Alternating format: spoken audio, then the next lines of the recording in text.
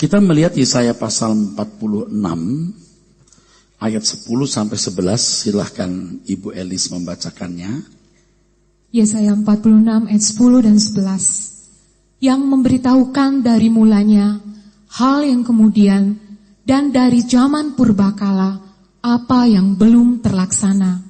Yang berkata, keputusanku akan sampai dan segala kehendakku akan kulaksanakan. Yang memanggil burung buas dari timur dan orang yang melaksanakan putusanku dari negeri yang jauh. Aku telah mengatakannya, maka aku hendak melangsungkannya. Aku telah merencanakannya, maka aku hendak melaksanakannya. Ya, saudara, ayat-ayat ini sering digunakan untuk menjadi landasan premis bahwa Allah menentukan segala sesuatu, termasuk di dalamnya orang-orang tertentu yang dipilih dan ditentukan untuk diselamatkan. Jadi ketika dikatakan di sini, keputusanku akan sampai dan segala kehendakku akan kulaksanakan, aku telah merencanakannya, maka aku melaksanakannya. Ini dijadikan landasan atau dasar bahwa Tuhan telah menentukan orang-orang yang diselamatkan dan tidak pernah gagal atas keputusan itu. Saya mengatakan ini bukan karena saya mendengar, saya membaca sendiri tulisannya. Pandangan orang-orang yang sebenarnya cukup bisa dipercaya. Karena pendidikannya, ya, karena gelarnya. Dengan premis tersebut berkembang pandangan bahwa Tuhan Yesus atau keselamatan tidak diberikan kepada semua orang. Menurut mereka karya salib Tuhan Yesus hanya ditujukan untuk orang tertentu. Jadi mereka berpandangan bahwa Tuhan Yesus tidak mati untuk semua orang. Saya kira pandangan ini sangat luas, ya. Kuat mengakar dalam diri banyak orang. Ini pandangan yang sangat keliru. Betapa tidak adil dan kejamnya Tuhan melakukan karya keselamatannya hanya untuk sekelompok kecil orang tertentu. Seakan-akan mereka dilahirkan di dunia ini hanya untuk disiksa, menderita di bumi, dan dipersiapkan untuk dibinasakan di api kekal. Ini bagi orang yang tidak selamat. Padahal mereka yang ditentukan tidak selamat, tidak meminta, tidak mengharapkan dilahirkan di dunia yang sudah jatuh dan rusak ini. Berteologi harus pakai perasaan. Berteologi harus pakai nurani. Berteologi harus memiliki sentuhan kasih. Bukan hanya logika, bukan hanya pikiran, seperti ilmu matematik. Nah, premis tersebut telah menyandera banyak teolog, sehingga memaksakan ayat-ayat tertentu sebagai dukungan pandangannya. Di sini terjadi ketidakjujuran dan merusak objektivitas. Seperti di awal pertemuan ini, ya, kita membahas dua perikop, ya. Ayub pasal 422, Mazmur 33, Yesaya pasal 14, betul ya, Yesaya pasal 46. Itu ayat digabung semua, berderet-deret. Lalu Allah tidak pernah gagal atas semua yang direncanakan. Terus ayat itu muncul. Kemudian saya merasa ini pasti ada yang tidak benar. Masa Allah menaskahkan segala sesuatu? Lalu saya mulai melihat ayat per ayat. Dan kita telah menyelesaikan tiga perikop sebelumnya. Sekarang perikop terakhir. Dan kita telah membuktikan bahwa setiap perikop memiliki kekhususan, kekhasan. Ya. Bicara soal Ayub, kita tahu bahwa Tuhan merancang di dalam pikirannya dan apa yang dirancang pasti dilaksanakan. Karena Allah cerdas, tidak mungkin dia merancang sesuatu yang rendah kualitasnya atau yang bodoh. Allah pasti cerdas. Mazmur 33 kita belajar bahwa Allah menggagalkan permufakatan goyim Allah memiliki tatanan dan Tuhan tidak mungkin tatanannya dirusak. Jadi kalau ada satu suku bangsa yang mau merencanakan sesuatu yang merusak tatanan, pasti Tuhan batalkan. Jadi ada ukuran, ada alasan mengapa Allah merusak, menggagalkan rancangan orang dan menegakkan rancangannya. Lalu di Yesaya pasal 14 kita telah bahas hal yang luar biasa bahwa ini sama dengan yang ini sebenarnya. Sama tapi tidak sama persis. Bahwa rancangan Allah secara besar, rancangan besarnya tidak mungkin gagal. Tapi tahap-tahapannya bisa tidak sesuai dengan apa yang dikehendaki oleh Allah. Kenapa? Karena manusia terlibat di dalamnya. Tapi pasti akhirnya rancangannya akan tergenapi. Ini akan diteguhkan lagi di makalah ini. Nanti saya akan mengulangi, saudara, ya. Jadi kalau orang sudah berpikir Allah menentukan setiap peristiwa dan per babak pun hasilnya telah ditentukan sampai hasil akhir, akhirnya banyak teolog memaksakan ayat-ayat untuk mendukung premis itu. Termasuk ayat-ayat yang tadi kita baca menjadi dasar pandangan mereka dan mereka tersandera oleh premis yang salah. Hal tersebut juga mengakibatkan banyak teolog seperti itu menggali Alkitab bukan menemukan kebenaran yang dapat digunakan untuk mengantisipasi dunia yang terus berubah, tetapi hanya untuk membela premis yang mereka percaya dan terima sebagai kebenaran mutlak, seolah-olah premis tersebut sejajar dengan kebenaran firman Tuhan dalam Alkitab. Jadi sudah punya premis, bagaimana mendukung premis ini dari ayat-ayat Alkitab. Akhirnya tidak objektif, saudara. Seakan-akan premis ini mutlak benar, mutlak sejajar dengan Alkitab, dengan firman Tuhan di dalam Alkitab. Saya bisa pastikan jika demikian maka tidak akan ditemukan kebenaran-kebenaran baru yang bisa dipakai efektif mengantisipasi dunia kita hari ini. Semua yang digali hanya untuk mendukung premis yang sudah ada. Kasihan, saudaraku. Kasihan sebenarnya. Kadang-kadang mereka berkata bahwa pandangan teologi ini pandangan tokoh-tokoh yang sudah berusia 400-500 tahun. Oh boleh 1000 tahun juga gak masalah. Tapi apa dampaknya, saya mau tanya. Apa dampaknya? Sebab teolog-teolog Eropa yang hebat tidak bisa menyelamatkan Eropa hari ini. Eropa jadi kafir sekarang. Dan agama Timur Tengah berkembang hebat di Eropa. Gereja-gereja menjadi supermarket, kafe, sex shop. Sebab kalau berkata, oh tokoh ini 400-500 tahun loh, masih eksis pandangannya. Filsuf Tiongkok, filsafatnya sudah berusia 1000 tahun, 2000 tahun. Tidak lenyap. Dan banyak filsuf Yunani yang juga pandangannya masih eksis. Apakah itu jaminan benar? Sampai di mana kekuatan filsafat Yunani? Sebab Yunani kalau tidak ditolong oleh beberapa negara Eropa, negara yang bangkrut. Betul nggak? Negara bangkrut hari ini. Dibutuhkan kebenaran yang murni, yang signifikan, bisa mengubah hidup kita menghadapi dunia yang jahat hari ini. Alkitab sumber kebenaran yang tidak akan pernah kering. Jadi jangan terikat oleh premis masa lalu dan tersandera olehnya. Makanya dengan hati yang rendah, saya tidak mau debat. Bukan takut debat. Bukan. Pekerjaan saya sudah debat tiap hari di kampus. Jadi tidak perlu debat. Apalagi debat dengan orang yang memang tidak memiliki jalinan kasih. Nanti yang ada adalah melukai atau makan korban. Kalau aku bukan korbannya, aku tidak mau jadi korban. Dan aku pun tidak rela kamu jadi korban dan dipermalukan. Oke? Untuk memahami ayat-ayat tersebut dengan tepat, kita harus melakukan penggalian dengan jujur dan teliti. Ayat 10 tertulis, yang memberitahukan dari mulanya hal yang kemudian dan dari zaman purbakala yang belum terlaksana, yang berkata keputusanku akan sampai dan segala kehendakku akan kulaksanakan.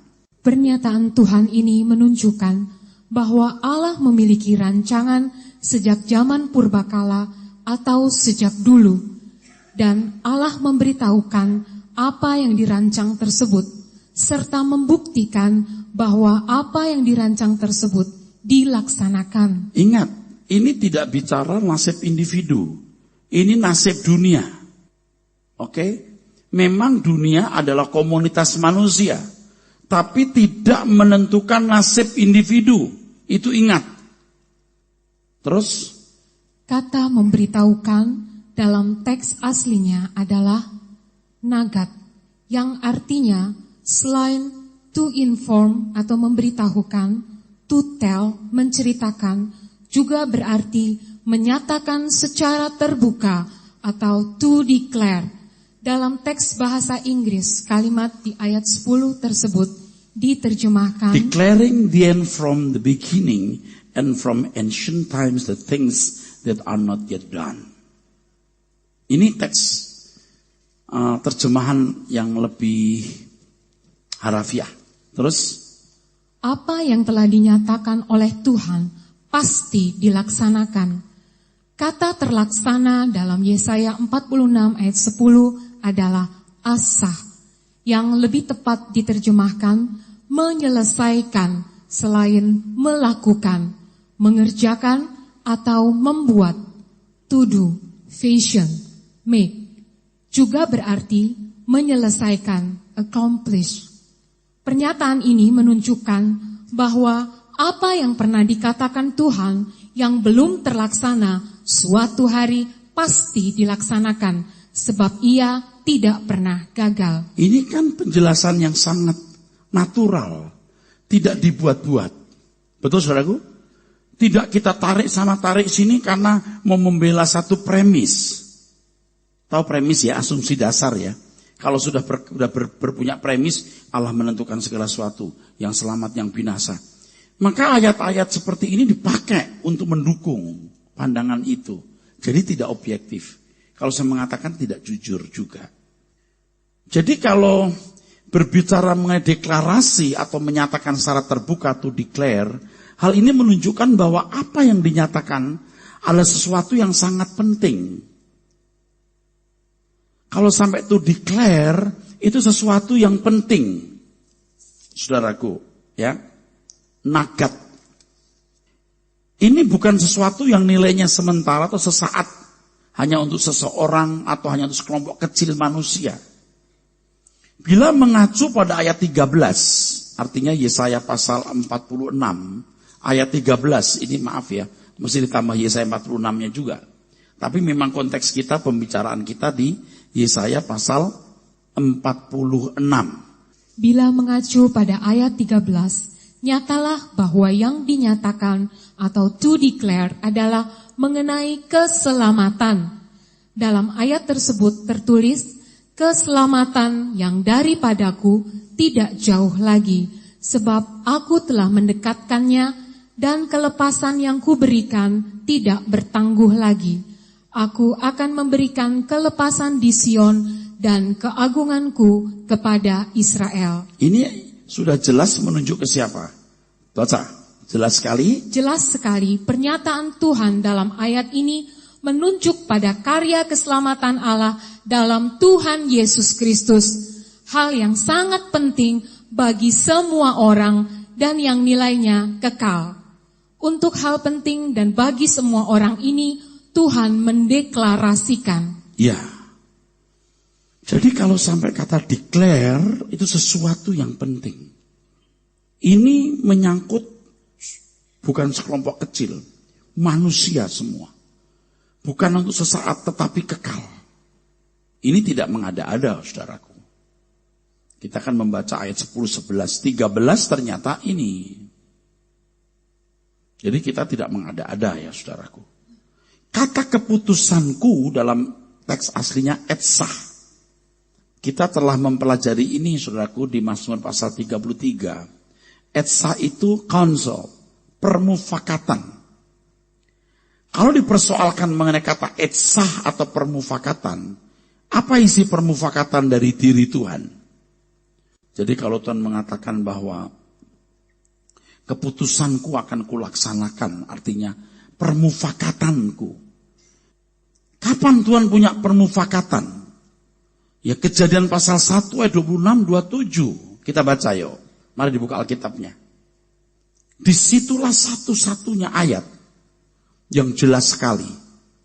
Selain peristiwa Babel. Di peristiwa Babel juga marilah kita turun, kita menghancurkan. Tapi ini yang pertama. Permufakatan yang menyangkut nasib dunia. Keadaan manusia. Kalau Babel hanya sekelompok orang dan sesaat. Tapi Kejadian 1 ayat 26-27 demikian bunyinya. Baca. Berfirmanlah Allah, Ya. baiklah kita menjadikan manusia menurut gambar dan rupa kita. Ini musyawarah, saudaraku. Terus? Supaya mereka berkuasa atas ikan-ikan di laut dan burung-burung di udara, dan atas ternak, dan atas seluruh bumi, dan atas segala binatang melata yang merayap di bumi. Terus? Maka Allah menciptakan manusia itu menurut gambarnya. Menurut gambar Allah diciptakannya dia, laki-laki dan perempuan diciptakannya mereka. Oke, jadi begini saudara, coba ini bagus sekali. Jadi dalam kitab Kejadian itu, 1 ayat 26-27, Allah memiliki rancangan. Etsah permufakatan, musyawarah. Ini pasti terlaksana, walaupun Adam Hawa jatuh dalam dosa. Bagaimanapun nanti terlaksana. Pasti terlaksana. Tetapi siapa-siapa orang yang terlibat, ini tidak ditentukan. Ini yang salah. Ini yang keliru, saudara. Jadi kalau ada ayat-ayat yang seakan-akan menunjukkan Allah menentukan orang selamat, lalu tidak pernah gagal dengan karya rencana untuk keselamatan orang itu, kebablasan. Dan saudara boleh bertanya kepada saya lalu memberikan ayat-ayatnya, saya jelaskan ayatnya. Seperti Efesus pasal 1 ayat 45 ya. Allah menentukan sebelum dunia dijadikan. Yang ditentukan itu individu atau kelompoknya atau kualitasnya. Jadi yang ditentukan itu sekelompok orang, bahwa kelompok ini ditentukan, yaitu orang yang hidup di zaman perjanjian baru. Betul? Yang mendengar Injil, yang punya semua fasilitas. Lalu ditentukan untuk sempurna seperti Yesus. Ditentukan kualitasnya. Kamu harus sempurna. Tidak boleh cuma baik. Jangan dipahami Allah menentukan orang-orang yang selamat dan yang lain tidak. Nah, cuma satu ayat itu atau ayat yang lain, lalu dibuat satu rumusan begitu. Nah, ini jadi masalah yang harus dikoreksi. Ya, oke, teruskan. Adapun manusia yang menjadi objek rancangan dan rencana bertanggung jawab meresponinya dengan benar.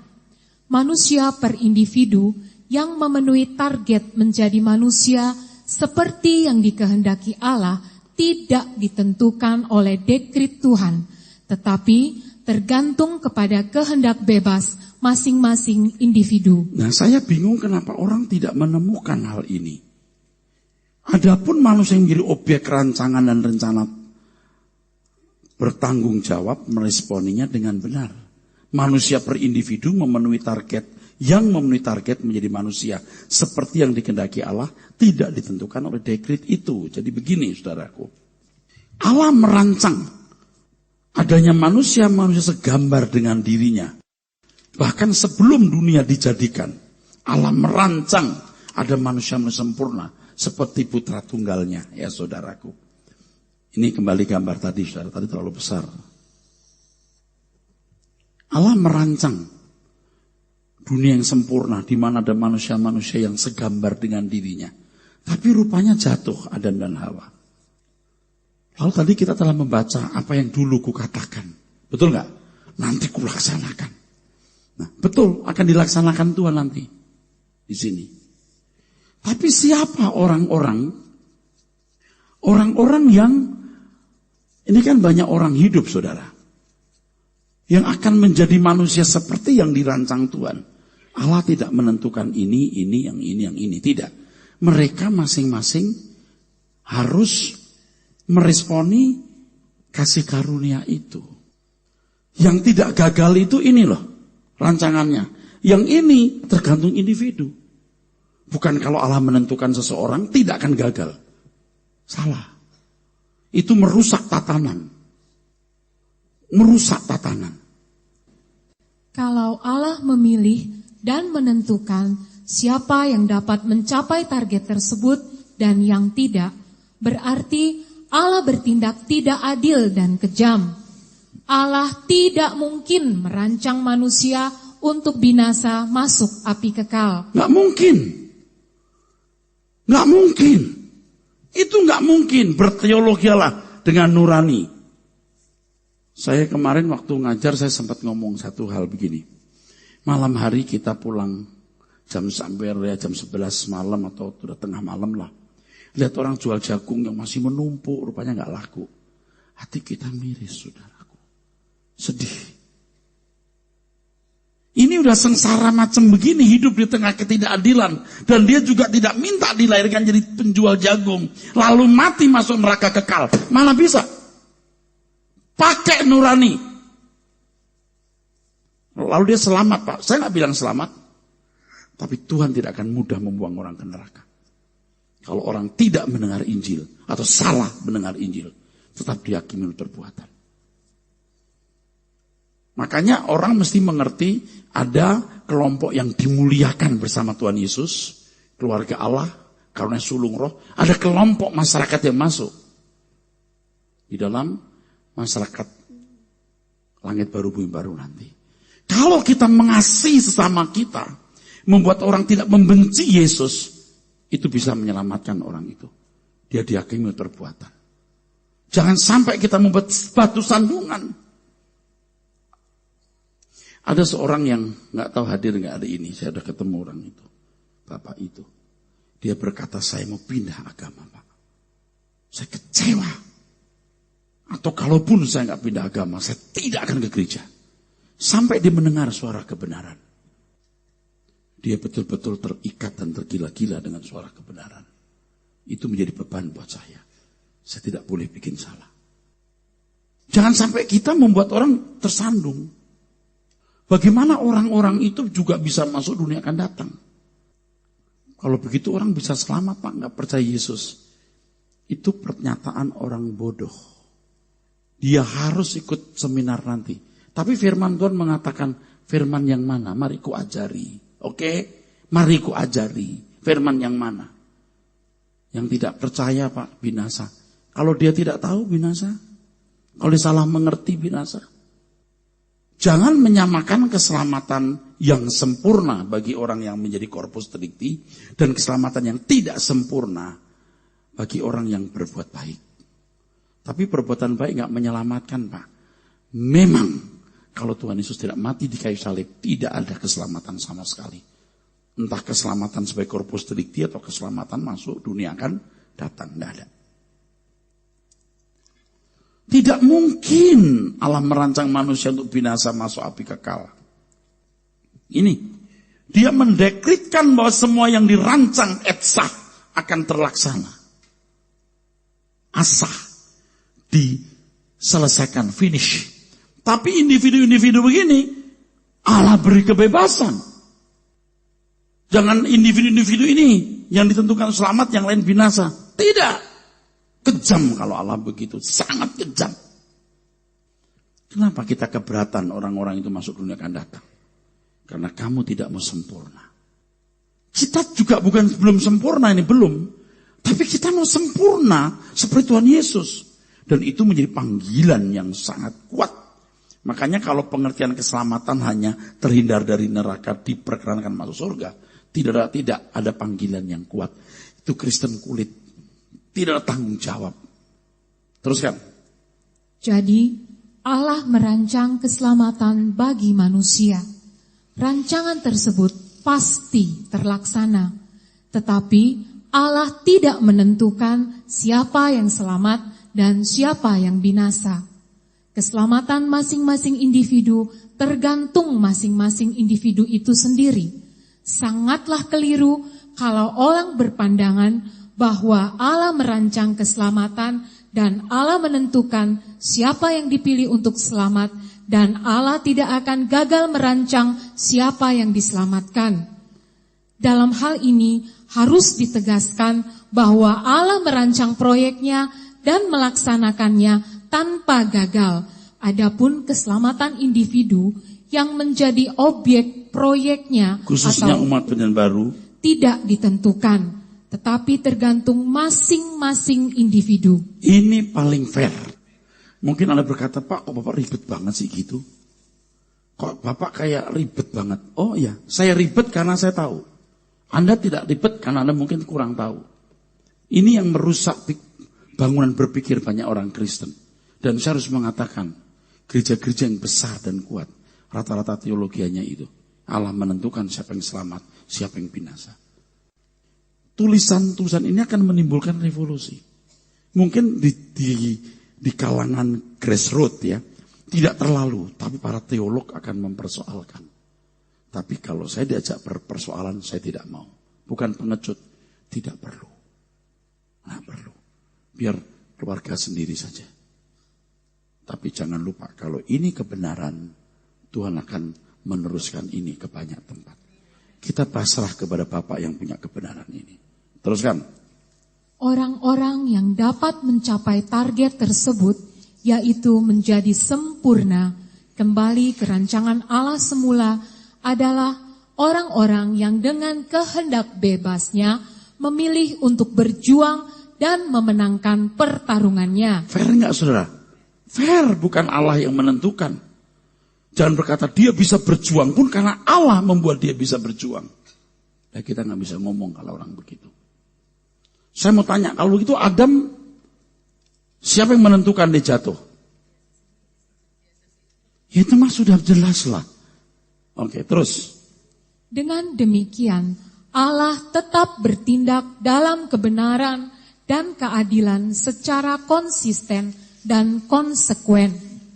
Memang aspek atau sudut pandang ini tidak muncul dalam Yesaya 46 ayat 10-11. Memang di ayat itu tidak muncul tentang tanggung jawab individu, tidak muncul. Mengapa? Terus. Sebab penekanan dalam teks atau ayat tersebut bukan pada pihak manusia, tetapi pihak Allah sebagai pemrakarsa. Kan Tuhan bicara kepada orang Israel zaman itu yang primitif juga kan. Aku yang telah mengatakannya, apa yang kurancang, nanti kulaksanakan. Bahwa di Sion ada keselamatan. Betul nggak? Yuk bayangkan begini. Ini kan orang-orang Israel yang di ujung pembuangan menghadapi Asyur, dan Israel Selatan menghadapi Babel. Nanti akan aku buat ada keselamatan datang dari Sion. Yang pernah kukatakan akan kulaksanakan dan tidak pernah gagal. Ini kan memang sedang bicara dari pihak Allah. Jangan ayat ini lalu dimanipulasi atau dipaksakan menjadi ayat yang mendukung premis bahwa Allah menentukan segala sesuatu tidak pernah gagal, termasuk yang ditentukan selamat. Kan kebablasan Pak itu. Ngerti ya saudara? Bolak-balik ke sini terus. Untuk ini kita harus melihat semua teks atau ayat-ayat Alkitab secara menyeluruh di dalam Alkitab dengan jujur, teliti, dan cerdas. Terutama tidak tersandra oleh suatu premis atau doktrin tertentu yang membelenggu. Jadi kalau Tuhan bilang, kalau kamu gak bertobat, kamu binasa. Itu kan jelas dan begitu banyak ayat yang begitu nadanya. Gak ada, tenanglah, akan kubuat kamu percaya. Ngerti gak Bapak Ibu? Nanti gak ada usaha yang serius. Ini kan implikasinya selanjutnya. Yuk Tuhan Yesus, tinggalkan dunia. Ya tapi, gak bisa tapi. Nanti kan implikasinya begitu. Banyak orang tertentu yang berjuang sungguh-sungguh, yang jadi corpus delicti, yang kembali ke rancangan semula. Nggak bisa jadi Kristen setengah-setengah, kan begitu. Teruskan.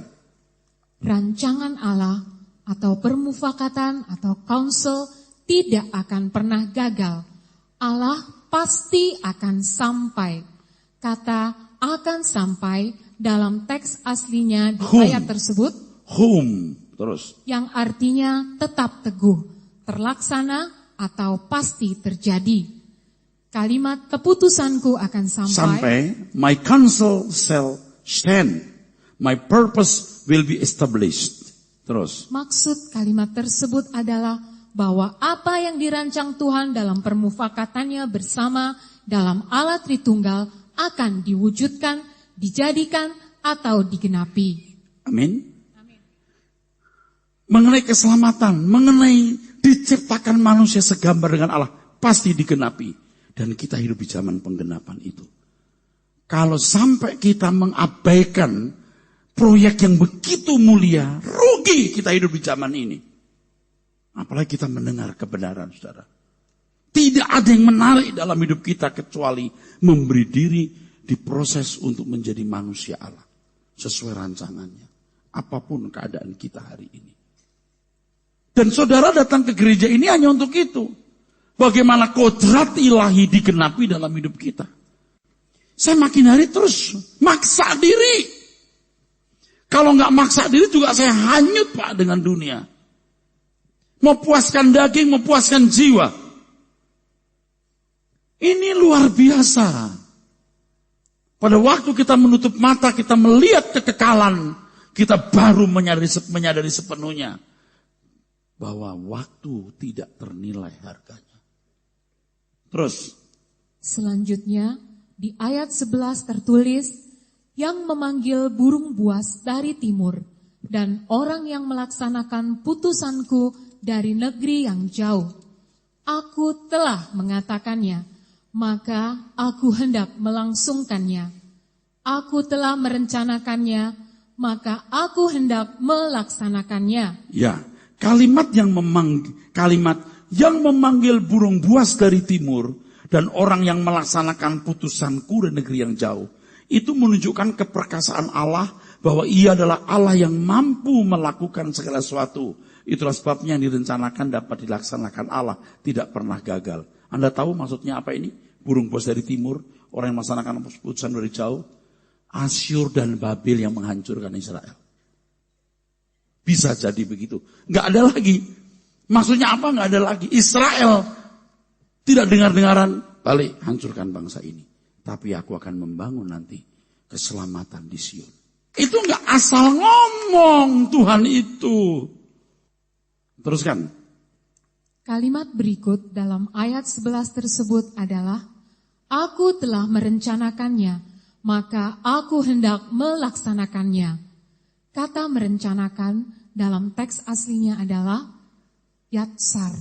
Kata ini sebenarnya selain berarti maksud, tujuan, atau rencana, purpose, juga memiliki banyak pengertian lain, seperti membentuk, membuat kreasi, aktivitas, atau kegiatan. Dan hebatnya kata yatsar, ini kata yang dipakai untuk membentuk manusia, Kejadian 27.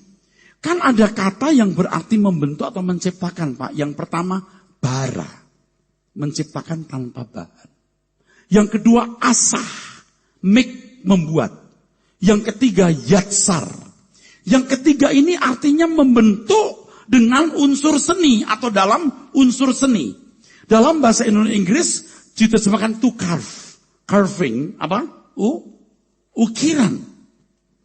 Jadi kata bisa bara, bisa asah, bisa yatser. Yatser Arafat ya. Saya baru ngeh, betul ya. Yatser itu artinya, saudaraku, menciptakan dengan unsur seni. Jadi, to carve. Kata yatsar juga berarti menulis dengan gambar. Kata yatsar bisa sejajar dengan kata epigrafi.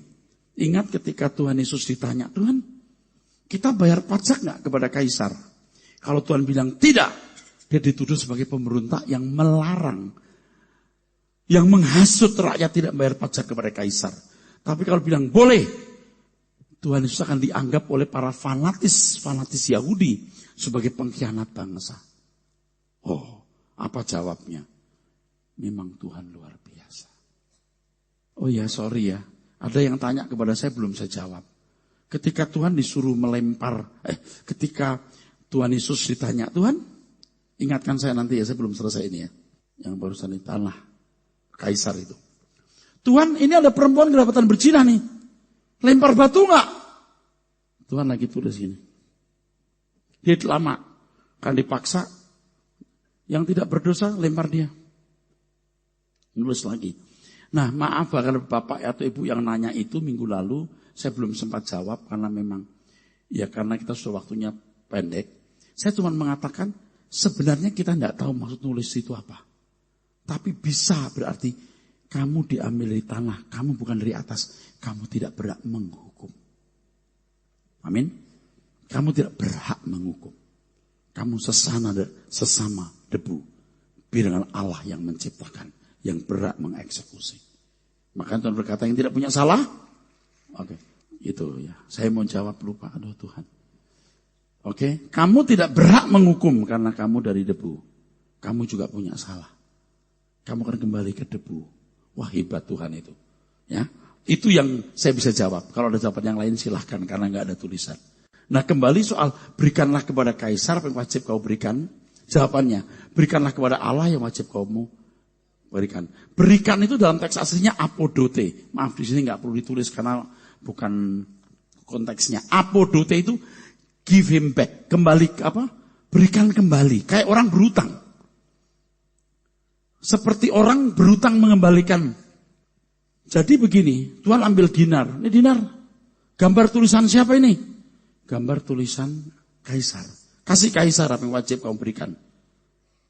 Berikan kepada Allah apa yang wajib kamu berikan. Kepada Kaisar sesuatu yang di atasnya ada gambar dan tulisan Kaisar. Lalu sesuatu apakah yang di atasnya ada gambar tulisan Allah? Tubuh kita. Beri kemuliaan. Yatser.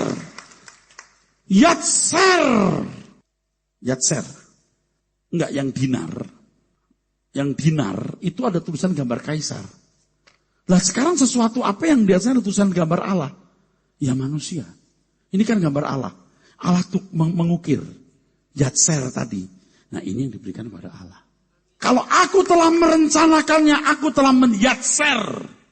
Mengukir manusia. Dan aku akan mengukir kembali nanti. Maka di zaman perjanjian baru, kalau saudara dan saya tidak terukir, menyesal kita. Saya merinding ini. Kita orang-orang yang memang dipanggil untuk dikembalikan ke rancangan Allah semula. Tidak ada yang menarik dalam hidup ini. Kecuali menjadi manusia Allah yang segambar dengan Allah. Dan Tuhan Yesuslah model yang kita contoh, kita teladani. Gak ada yang menarik. Bapak Ibu, kita pakai baju, kita jalan, kita pakai perhiasan, kita buat ini, kita buat itu. Ini kan ada suara di sini, Pak. Kita beli tas, kita beli arloji, kita jalan, kita cara duduk. Semua itu karena ada suara di sini. Begini, kamu mesti begini. Ketemu orang, apa kabar bro? Semua itu di sini. Sudah ngerti itu? Semua digerakkan di sini. Kalau kita mendengar firman, suara kita diganti suara firman, gerakmu, pakaianmu, apa yang kamu beli, apa yang kau lakukan, semua suara kebenaran. Dan Allah berjanji akan melukis kembali Yatser. Saya belum seperti itu, saya sadar. Gaya kita sering gaya kita sendiri. Jadi saudaraku, kita digerakkan oleh apa yang sudah kita lukis di sini. Sekarang bagaimana firman merubah semua. Sehingga baik kau makan atau minum, atau melakukan sesuatu yang lain, kita lakukan untuk kemuliaan Allah. Turun mobil, waktu kasih uang parkir, waktu kita jalan, waktu say hello, everything we do. Karena telah diukir suara Tuhan, yaitu kebenaran firman. Coba saudara nanti keluar segitu, ditabrak orang, jebret. Lalu suara yang muncul apa? Sialan. Atau, oh it's okay. Itu mah contoh sangat sederhana orang dunia bisa buat. Yang lain. Waktu kita ketemu orang ngobrol, apa yang muncul di mulut kita? Semua suara dari sini. Dari sini. Tapi kalau kebenaran firman merubah kita, maka apapun yang kita lakukan, itu dilakukan oleh roh yang dikuduskan. Roh yang dikloning menjadi seperti Yesus. Maka Allah akan menggenapi. Ia akan membentuk manusia segambar dengan dirinya. Makanya Anda tidak rugi kalaupun tiap hari datang ke gereja seperti ini. Tapi tentu konyol kalau tiap hari kita ada di sini. Karena kita punya tanggung jawab. Sebanyak mungkin kita bisa belajar kebenaran. Kalau gereja tidak mengarahkan habis manusia ke arah itu, gereja menipu. Punya agenda manusia, agenda organisasi. Dan lebih mengerikan kalau agenda itu digerakkan di kuasa dunia atau kuasa kegelapan. Terus. Adapun kata melaksanakan dalam Yesaya 46 ayat 11 di kalimat terakhir adalah asah. Yang lebih tepat diterjemahkan menyelesaikan selain melakukan, mengerjakan atau membuat. To do, vision, make. Juga berarti menyelesaikan. Accomplish. Terus. Dengan hal ini, nyatalah bahwa Tuhan pasti akan menyelesaikan apa yang telah dirancang dan direncanakan dalam permufakatan menciptakan manusia segambar dengan dirinya. Inilah yang menjadi kesukaan atau kesenangan Tuhan. Adapun kalimat terakhir dalam Yesaya 46 ayat 10 yang tertulis, dan segala kehendakku akan kulaksanakan. Teks aslinya mestinya I will do all my pleasure. I will do all my pleasure. Lebih lengkap dalam terjemahan lain, I will accomplish all my good pleasure.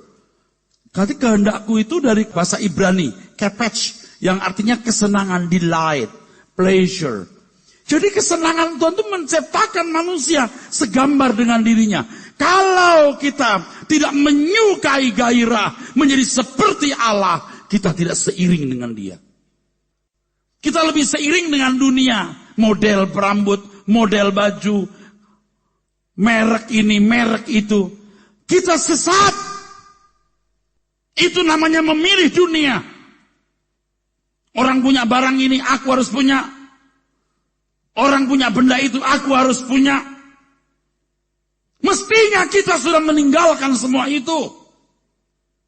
Baru-baru ini saya bicara sudah 2 kali dengan teman-teman saya. Saya dibuatkan baju banyak oleh orang. Modis-modis. Aduh, kok saya modis bener ya. Kalau saya boleh pakai baju putih hitam, saya akan pakai baju putih hitam terus. Nggak problem. Nggak masalah. Saya buktikan itu. Nggak problem. Tapi karena aku sudah punya banyak, ya udah saya pakai. Seandainya tidak, saya pakai putih terus, hitam terus. Seperti Om Ho, Dr. Ho Leong Seng, Bapak rohani saya. Saya nggak main-main ngomong ini. Kemarin dulu masih Pak. Tapi hari demi hari, saya makin mengerti. Aku belum kunjung sempurna. Dalam segala hal yang bisa merusak gairahku menjadi seperti Yesus, harus kubinasakan dalam pikiranku. Aku naik mobil bagus. Tapi kalaupun aku nggak naik mobil bagus, asal saya bisa nyampe, aku pun lakukan. Kalau aku naik mobil bagus, terus turun, jadi terhormat, agak merasakan kehormatan itu. Rusak aku. Aku menyadari hal itu. Kalau aku pakai baju bagus, keren, lalu orang bilang, keren ya. Dan aku bangga. Rusak. Aku rusak. Kalau aku lagi jalan, lalu orang bilang, Peres. Maling berani nyamperin, Pak, bisa foto. Gitu ya. Kalau aku bangga, emang aku dikenal di mana-mana. Lalu jalanku agak berubah, beda gitu.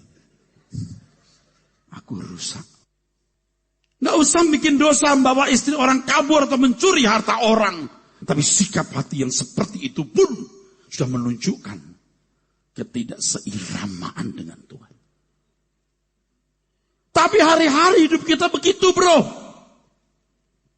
Tapi kita tidak menyadari itu kesalahan, kita merasa sah saja. Apa yang salah? Padahal kita tidak menyukakan hati Tuhan. kita tidak membahagiakan Tuhan. Kita menyenangkan hati kita sendiri. Nah, sah-sah saja. Oh, saya nggak mau urusan dengan orang yang bilang sah-sah saja. Jadikan sah bagimu, tapi tidak sah bagiku. Sebab yang sah adalah satu, menyenangkan hati penciptaku. Yang membuat aku hadir dan hidup hari ini. Yang menjadikan aku manusia yang bisa bernafas. Bukan karena aku bisa pakai pakaian mobil bagus, terhormat. Tapi dia yang menaruh benih ilahi. Yang memiliki unsur kekekalan yang harus kubawa pulang di dalam kerajaan Bapa di surga. Teruskan.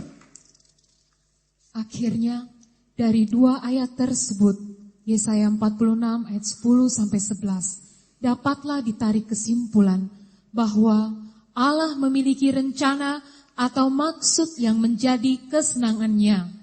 Rencana atau maksud tersebut adalah permufakatan pribadi-pribadi dalam Allah Tritunggal, yaitu menciptakan manusia menurut rupa dan gambarnya.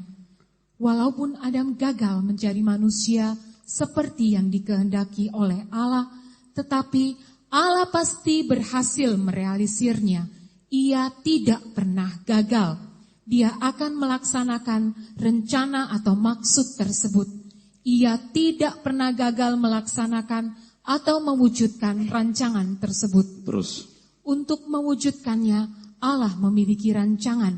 Rancangan tersebut adalah karya keselamatan Allah dalam Tuhan Yesus Kristus. Dan itu sudah dikatakan waktu di Taman Eden.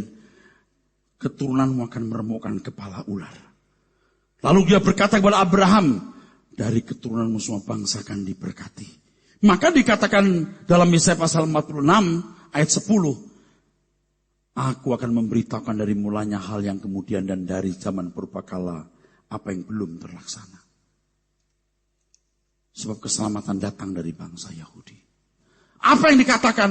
Aku mengatakan bahwa aku akan meremukkan kepala ular lewat keturunan Hawa.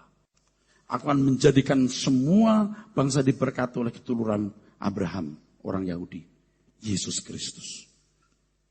Akhirnya dapat ditemukan kebenaran yang luar biasa. Ada 2 pengertian penting berkenaan dengan pernyataan bahwa Allah tidak pernah gagal.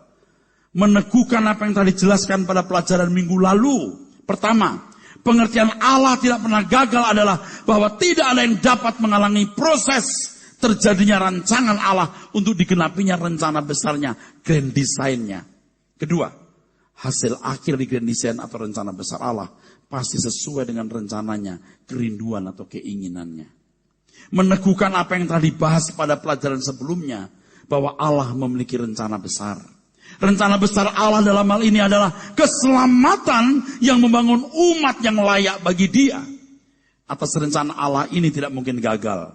Dalam hal tersebut kalimat Allah tidak pernah gagal tidak boleh dipahami seakan-akan Tuhan merancang segala sesuatu dan semua peristiwa atau kejadian, baik hal besar atau kecil, yang hasil akhirnya sudah ditentukan, tapi tujuan akhir dan rancangan besarnya pasti terwujud atau terlaksana. Nggak bisa besar kecil semua sesuai rancangannya, tidak. Mestinya kan Adam tidak dibuat gagal, bro. Mestinya Adam dan Hawa tidak gagal. Mestinya mereka jadi corpus delicti. Gagal Adam. Tapi Allah memanggil Abraham. Abraham, ayo. Nanti keturunanmu akan menjadi berkat bagi dunia. Tuhan Yesus berhasil. Amin. Berhasil. Status berhasil harus ada orang-orang yang mengikuti jejaknya. Nah, sekarang masalahnya. Siapa yang berhasil? Siapa yang gagal? Tidak ditentukan oleh Allah. Ditentukan oleh masing-masing individu. Kalau Allah tidak mau membuat korban banyak, Dia buat Adam tidak jatuh dalam dosa. Berapa juta miliar manusia yang lahir, kemudian dibuang dalam api kekal. Kalau Allah memang bermaksud menyelamatkan semua manusia, Dia tidak membuat Adam gagal. Hal ini hendaknya tidak dipelintir, bahwa rencana Allah atas keselamatan individu tidak pernah gagal. Gagal. Banyak gagal. Banyak orang masuk neraka. Aku tidak kenal kamu. Apakah Allah membuat rencana iblis tidak gagal. Karena Allah memang membuat rencana iblis tidak gagal. Membinasakan orang-orang itu? Tidak dong bro. Nanti saya ngomong apa? Satu sisi Tuhan membuat orang tidak pernah gagal untuk selamat. Yang itu dibuat tidak pernah gagal untuk binasa. Nggak mungkin lah. Nggak mungkin begitu. Dari pengertian tersebut maka terbangunlah teologi bahwa Allah menentukan manusia yang selamat dan tidak selamat. Berlanjut lagi bahwa Tuhan Yesus mati hanya untuk sekelompok orang yang ditentukan selamat. Atas rencananya ini Allah tidak pernah gagal. Harus dipahami bahwa yang tidak pernah gagal adalah proyeknya, bukan penunjukan individunya. Selain itu, bahwa yang tidak pernah gagal atau yang pasti tercapai adalah tujuan akhir dari rencana besar tersebut. Adapun terselenggaranya proses keselamatan masing-masing individu dan keberhasilannya tergantung individu-individu itu sendiri. Amin.